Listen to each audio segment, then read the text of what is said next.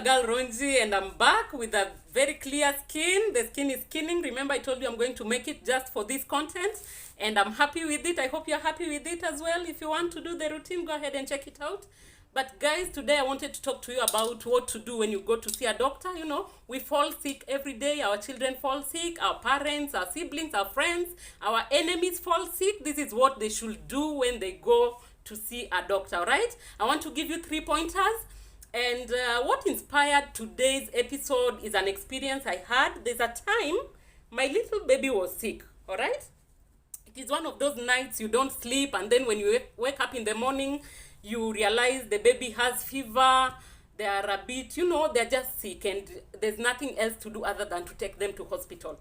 And because we work, because we have to be somewhere else on a daily routine, I decided I'm not going to take the baby to hospital. Instead, I'll allow my house help to take the baby to the hospital. So what I did is this. I wrote down on a piece of paper, I wrote down the notes that the doctor would require. And so I stated the baby's age, I stated the weight of the baby, I said the symptoms I had observed on the baby and how long they had existed. I gave the, what else did I say on that note that I did to the doctor? I said what I had tried on the baby.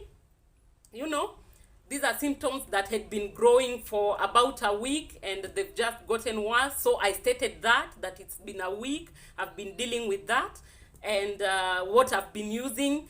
In other words, I was just trying to give the doctor who was going to see that baby a guidance on what is happening to the baby. And since the baby can't talk, I was going to speak for the baby. And since I cannot be there in person, I thought, let me put it down in writing, okay? And so they took the baby. When I was at work, that doctor called me. The one who was seeing my baby, he called me, and the first words out of his mouth were, "Are you a medic?"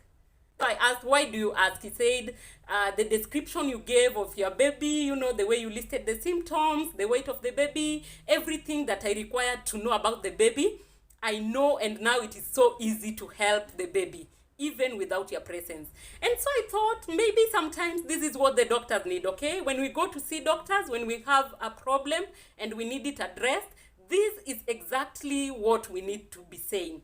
All right, so the 3 pointers on this episode are, number 1, opening up. Pointer number 2 is giving correct timelines. Pointer number 3 is history, all right? The first pointer is you need to be open. And by open, I mean you need to talk about your condition fully. Usiogope, usifiche chochote. If something has been disturbing you, go right at it. Say, I've had this discomfort and it is located in such a place. Mention the place if you can. Show the place. Don't fear. Ambia daktari, nimekuwa nikijikuna sehemu fulani fulani, ama nimekuwa na discharge, inatoka, iko hivi na hivi. Describe the discharge. Does it smell? How does it smell to you? Show it to them if you can. These doctors, there's nothing they haven't seen. They've seen dead people. Okay, what can be worse? Tell them, show them, and just be as open as possible. Usijaribu kukua neat, kukua msafi. Kama ni kidonda, fungua, muonyeshe, mwambie, hii kidonda inanuka daktari na nimekuwa nikijaribu kuiosha. Usiogope daktari, you've gone to seek help and they are the right people to help you. So be as open as possible. Pointer number 2, when you go to see a doctor, give timelines of how long you've experienced your symptoms, okay?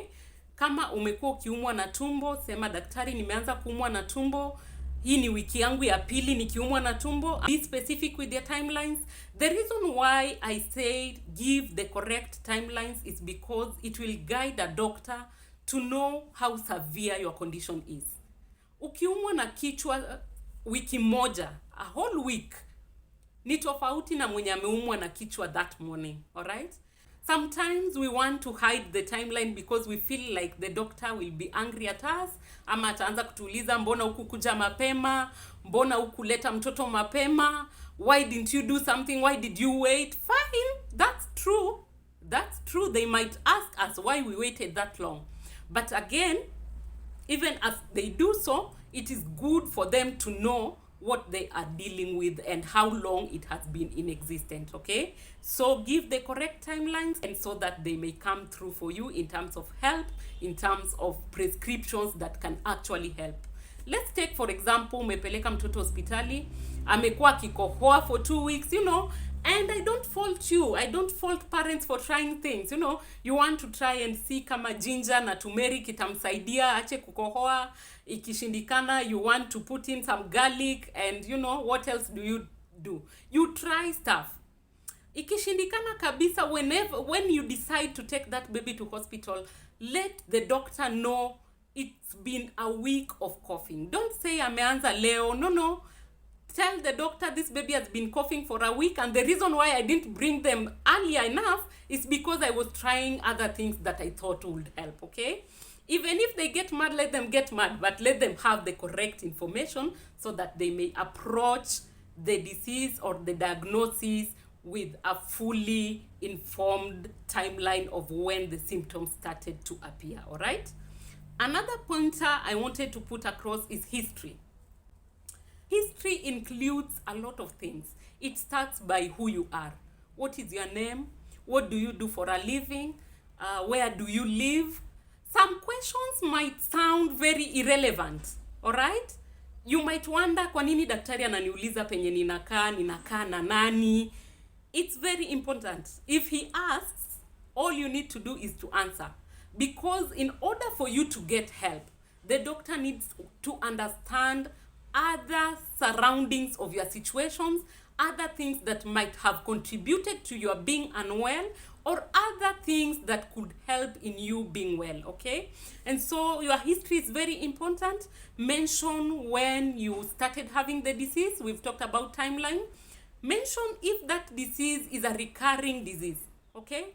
Is it something that you had earlier on in life?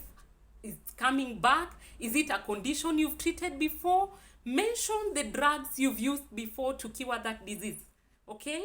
Mention the tests you've done. Mention the scans you've done about that condition before. Mention how it feels and what you think triggers the disease.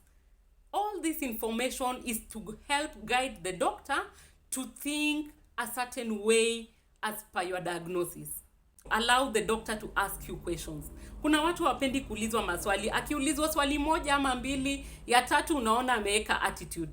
No, when you go to see a doctor and you have a certain problem that you need to be addressed, be patient. Let the doctor ask all the questions that they seem necessary. They might even ask you, what did you have for dinner, depending on your condition, depending on what has taken you there. They'll even want to know your sex life, all right?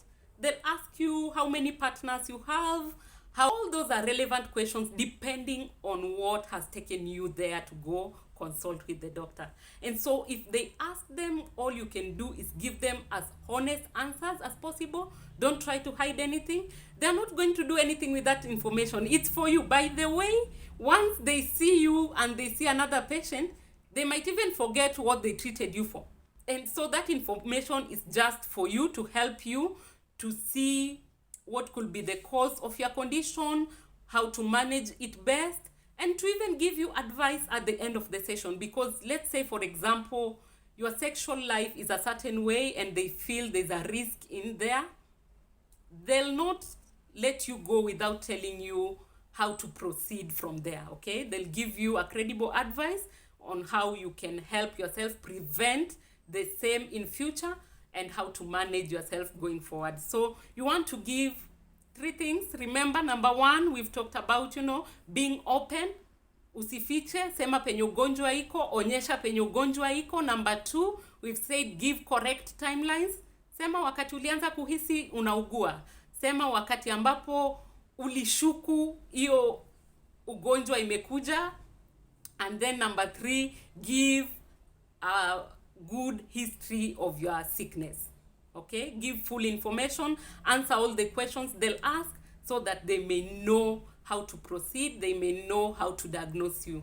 I don't know if you've ever needed a lawyer before in your life. I haven't, but I'm pretty sure sometimes doctors work the way lawyers work. When you have an issue, you have a case and you need a representation, when you go to a lawyer, you have to be open. You have to be very honest with them so that they may help you. They may stand in for you and, take on your case and help you win it.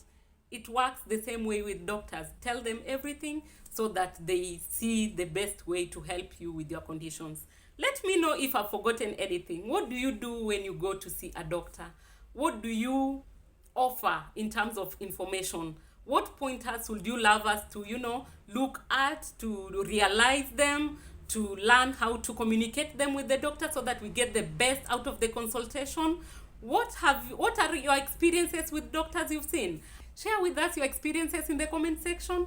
And just so you know, I enjoy when you watch these videos and give me feedback. It really motivates me to keep doing them, and I feel good talking to you guys, engaging with you guys on Matters Health. If you have any question you'd like to ask, go ahead and do so. Do it in the comment section. If you want to do it privately, I'll put my email address at the comment section so that you can reach us, and let us always meet and engage on Matters Health on this platform. It's been wonderful. It's been a pleasure. It's been a big blessing talking to you guys. And until we meet again on another episode, wait. I'm forgetting something. If this is the first video you've watched on this channel, make sure to make it your home. On All Matters Health, go ahead and subscribe. If you liked the video, go ahead and share it with your friends so that they may get the benefits of the same. And until we meet on another episode, this is your girl Ronji, and God bless you.